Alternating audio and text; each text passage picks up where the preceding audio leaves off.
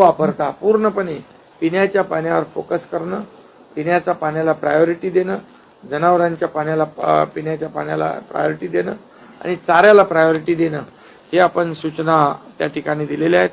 त्याचबरोबर दुसरं मला वाटतं बियाणांचा जो विषय आहे, बियाणं आणि खतं, ती बोगस बियाणं मागच्या वेळेस तक्रार आली होती.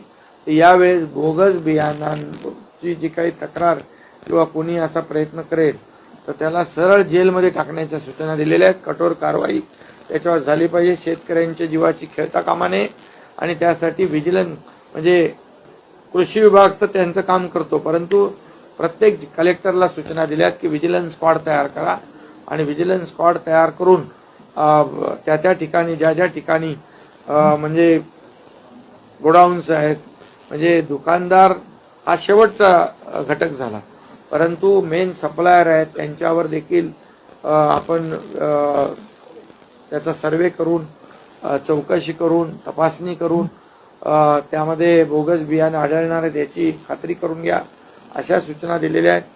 बियाणं आणि खतं मुबलक प्रमाणामध्ये आहेत, त्याच्यामध्ये कुठेही त्रुटी नाही आहे. आणि चीफ सेक्रेटरीने देखील सांगितलंय आपल्या शासन स्तरावरून देखील याला आपण प्रायोरिटी द्या. बोगस बियाणांमध्ये शेतकऱ्यांचं नुकसान होऊ नये आणि बोगस बियाणं किंवा जे काही काळा बाजार त्याच्यामध्ये होतो तो देखील होता कामा नये, यासाठी आपण पूर्णपणे तशा प्रकारच्या सूचना दिलेल्या आहेत आणि त्यावर पूर्णपणे कारवाई होईल.